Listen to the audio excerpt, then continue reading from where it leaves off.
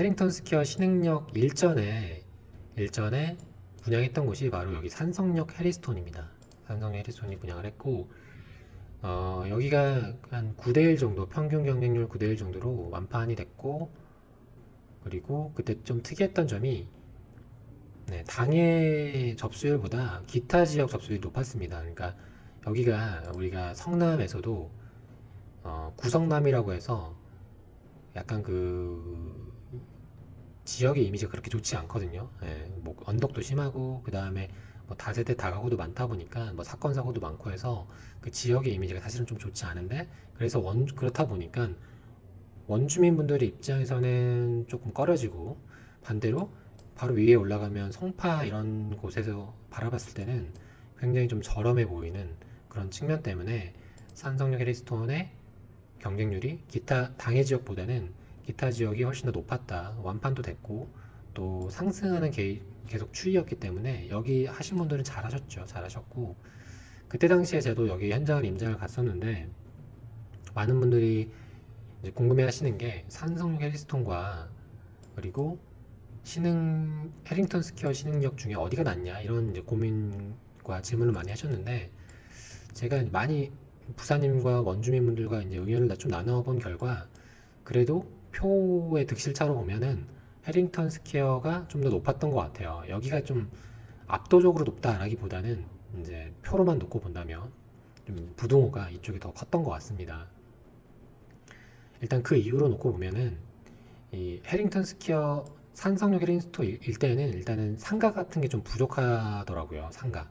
그러니까 나와서 우리가 생활하면서 누릴 수 있는 뭐 식당이든 학원이든 병원이든 마트든 이런 것들이 있어야 뭐 퇴근하고 나서 내지는 주말에 이렇게 이용할 수 있잖아요. 근데 그런 것들이 좀 부족했어요. 많이. 그래서 좀 불편하고, 반대로 여기 해링턴 스퀘어 신흥역 일대는 바로 앞으로 여기 상가들이 잘 꾸려져 있기 때문에 그런 측면에서 좀 보완이 되는 그런 측면이 있었고, 그리고 여기는 좀 경사가 지어져 있는데 또 단지도 좀 쪼개져 있고, 보면은 2블럭, 1블럭, 3블럭, 4블럭 쪼개져 있잖아요. 근데 여기는 경사가 없고, 예, 평평하고, 그리고 단지들이 하나로 합쳐져 있다. 물론 이제 보시면은 1블럭과 2블럭이 나눠져 있긴 한데 좀 그래도 그렇게 단점이라고 보여지진 않았고요. 음, 근데 여기 신흥역의 단점이라고 하면은 여기 일대가 기존에 원주민 분들은 아시겠지만 어땠나요? 로드뷰를 보면 기존에 뭐 이렇게 뭐 여인숙도 있고 술집도 있고, 네, 뭐 어떤 느낌인지 뭐 대충 아시겠죠? 그래서 이러다 보니까 원주민들 입장에서 그 일대 이미지가 썩 좋지 않죠. 예. 근데 중요한 건 뭐 이 일대가 몇 차례 손바뀜이 되다 보면은 이제 밀려난다는 거예요. 그 여기에 원래 사셨던 분들은 임차료나 매매가가 이제 부담이 될 수밖에 없죠. 그러면은 이제 새로운 이제 집주인 임차인들이 들어서게 되는 거죠. 그리고 일단의 장점은 신흥역 초역세권이니까 그런 부분은 무시 못할 장점이죠. 여기 8호선을 타면 일단 송파까지 몇십 분 갈 수 있으니까 그거는 정말 무시 못할 장점이죠. 그리고 그 뒤편으로 신흥역 하늘채 랜더스원, 그리고 이 아파트들도 둘러싸져 있고 학교도 있고 하다 보니까 이 송파에 출퇴근할 수 있는 가성비 있는 아파트이면서 또 분양권 상태에서 6개월 후에 전매가 가능하다는 또 이점이 있습니다. 그래서 해리스톤에 비해서 분양가가 좀 오르긴 했는데 그렇게 많이 오른 건 아니더라고요. 예, 입주자 모집 공고를 보면은 그렇게 많이 오르진 않았고, 여기는 보면 2027년 12월 입주입니다. 그러니까 지금으로부터 좀 여유가 있고 6개월 후에 전매기 때문에 분양권 프리미엄 투자도 가능하죠. 혹여 지금 성남에 거주 요건이 안 되시더라도 나중에 6개월 후에 전매가 풀리면 분양권을 프리미엄 주고 사기에도 여러모로 좀 좋은 요소를 갖추고 있고, 1년이던가요? 한번 볼게요. 들어볼 수 없네요. 전매 제한은 1년이네요. 1년이고 홈페이지를 보면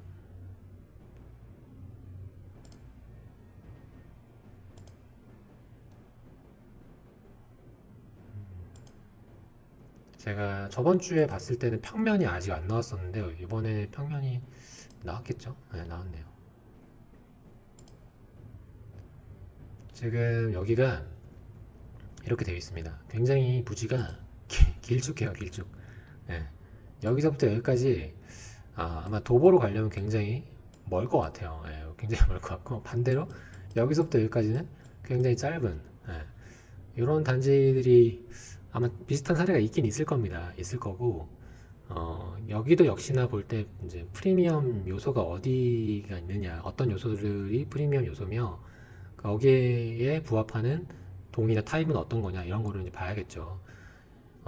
일단 산성역 구성랩 일대가 일단 8호선이라는 강점은 있기 때문에 여기 신흥역 1, 2번 출구에 맞닿는 뭐 4동이나 5동이 일단은 가장 프리미엄이 높게 책정이 될 거라고 보여져요.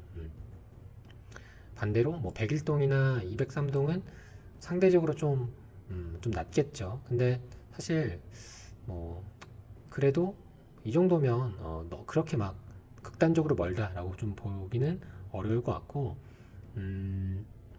그래서 구성남 일대가 이제 초등학교까지는 아이들을 학교를 보내다가 중학교 되면 전학을 많이 가요. 그래서 그 말은 이제 학군지는 아니라는 거죠. 그러니까 분당으로 이사를 가거나 내지는 그 위쪽으로 송파나 뭐 위례나 이쪽으로 이사를 가요. 대부분 보면은 한 5, 6학년 되면은 아이들이 그 학급수 정원이 점점 좀 빠집니다. 그래서 초등학교가 있어서 뭐 그런 부분은 좋은데 이 일대에 뭐 중학교나 고등학교를 꾸준히 보내기 위해서 오는 수요보다는 25평으로 이제 역세권 누리기 위해 오는 수요가 많고 그 말은 신혼부부나 사회초년생 뭐 아이가 있더라도 아직 어린 분들 그래서 34평도 인기가 있겠지만 25평도 인기가 있고 그 다음에 21평형도 있다면 있었나요? 인기가 있을 거고 참고로 여기는 오피스텔이 있습니다. 상업지구여가지고 25평은 없네요. 21평은 없네요. 25평도 인기가 충분히 있을 입지고 그 다음에 오피스텔도 곧 분양을 할 건데 아마 자체적으로 분양할 건데 충분히 금액만 맞다면 수요가 있을 곳이라고 보여집니다. 그래서 저는 여기는 뭐 우리가 뭐 108동, 107동 뭐 이런 곳을 고층을 받는다고 하더라도 그 맞은편에 아파트잖아요. 그러니까 뭐 뷰가 보이거나 뭐 공원 뷰가 보이거나 뭐 이런 곳들이 아니기 때문에 저 개인적으로는 여기에서의 프리미엄 요소를 꼽자면 104동, 105동을 일단 많이 고를 것 같아요. 좀 중저층이라도 5층에 가깝더라도 그래서 104동, 105동에 저층이라도 다른 층에 예를 들어서 203동의 뭐 중층 이상이라도 저 같으면 이쪽을 고를 것 같습니다. 일단은 이 역세권이라는 프리미엄이 좀 압도적인 입지이기 때문에 나중에 뭐 프리미엄 매수를 하시건 내지는 뭐 당첨되시건 이런 요소를 놓고 볼 것 같습니다. 타입을 한번 볼 텐데요.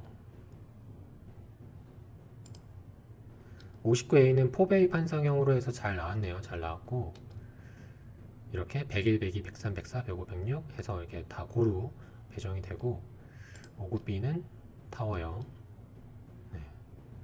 한쪽에 쏠리지 않게 배정이 되고 59C도 타워형 59D는 타워인데 가장 못난이 타워형이어서 좀 인기는 가장 없지 않을까 싶습니다. 74A는 4베이 판상형으로 되어 있고 101동에만 배정이 됩니다. 74B는 타워형이고 102, 103동 74C도 타워형이고요. 102동, 103동 84A는 4베이 판상형이고 뒷동 110, 109, 108 사실은 동호수로만 놓고 보면은 이쪽이 좀 더 낫죠. 왜냐하면은 이 도로가 여기 지도상으로는 좁아 보이지만 이 정도의 도로 정도만 있어도 그래도 좀 숨통이 트이거든요. 그러니까 트인다는 말이 딱 동하고 동하고 마주보고 있으면 정말 좀 답답한 느낌인데 이렇게 중간에 도로라도 있으면은 좀 그래도 사생활 보호도 되고 조금 그 동길이 마주보고 있는 것보다는 훨씬 더 낫긴 합니다. 그래서 이제 좀 큰 평수들이 이쪽에 배정을 많이 한 걸 볼 수 있죠. 그리고 84B는 타워형이고, 네, 이쪽 뒤쪽 라인에 주로 배정이 되어 있습니다. 84C는 타워형이고, 네, 이렇게 되어 있네요. 여기 같은 경우에는 그래도 한 1억 이상의 프리미엄은 측정 될 거라고 보여집니다. 그래서 뭐 성남 자격된다면 넣어보시는 걸 추천드리고, 뭐 김포랑 반대로 25평도 충분히 저는 경쟁력이 있다고 보여집니다.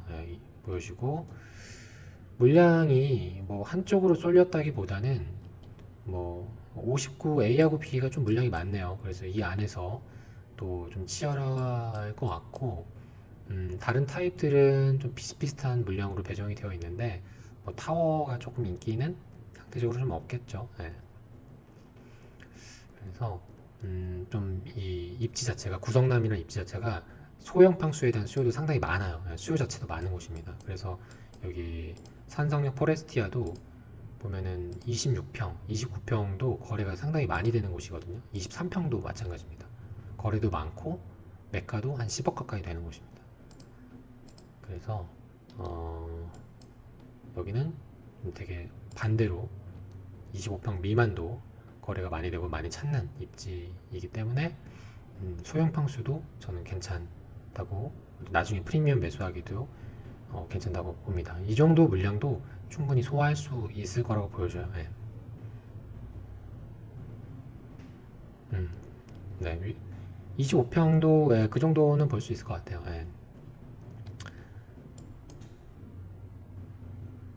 그래서 원래 입공도 보고 해야 되는데 네, 다음 단지도 있고 해서 이 정도로 하고요. 추가적인 뭐 정보나 뭐 나는 여기 살았는데 뭐 좀 잘못된 정보가 있다, 아니면 추가적인 정보가 이런 이야기도 있더라, 내지는 뭐 질문이 있다라고 하시면은 질문 주시면 답변 드리고 다음 파트로 넘어가도록 하겠습니다. 네. 네. 이 단지가 길쭉한데 저는 이건 뭐 큰 단점은 아니라고 봐요. 네. 반대로 이게 막 경사가 급격하거나 아니면 그 중간에 막 아까 그 김포처럼 이렇게 성당이 딱 중간에 가로막고 있거나, 이거는 좀 단점이라고 볼 수 있는데, 단지가 길쭉한 건 예, 이거는 그냥 그럴 수 있다고 생각이 들어요. 이게 실제로 가본 부지가 엄청 넓습니다. 예, 이게 여기 참고로 1블럭과 여기 1블럭과 2블럭이 나눠서 아마 관리가 될 것 같아서, 되도록이면 1블럭이 되는 게 좀 더 나을 것 같습니다. 2블럭도 물량 자체, 뭐 단지 자체의 크기는 적진 않은데, 참고로 여기는 1블럭과 2블럭이 당첨자 발표율이 같아요. 어떤 경우는 1블럭과 2블럭의 당첨자 발표율이 나뉜 경우도 있거든요. 근데 여기는 같습니다. 같고, 자격이 되시면은 넣어보시면 좋겠습니다. 네, 질문이 없으시면 넘어가 볼까요? 네. 이제는 계약 취소분 물량입니다. 뭐 한 7억까지 차액도 나는 곳이 있는데,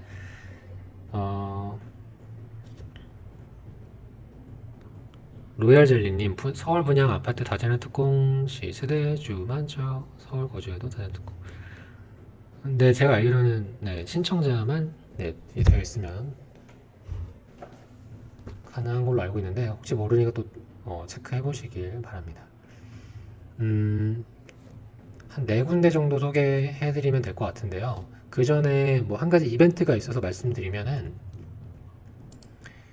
그 제가 지금 촬영하고 있는 제 사무실에서 한 20분 정도 모셔가지고 아마 오프라인 특강을 진행할 예정입니다. 그 9월 28일 날 한 20분 정도 모셔가지고 청약에 대한, 그리고 뭐 부동산에 대한, 내가 완전 초보자다, 기초를 거의 모른다, 그 감을 잡고 싶다, 뭐 당첨자, 최근 당첨자 그런 사례를 좀 알고 싶다라고 하면은 아마 큰 도움이 되실 것 같고, 그 관련된 정보랑 위치 이런 것들은 지금 여기 보여드리는 톡방에 들어오시면 제가 공지를 띄워놨거든요.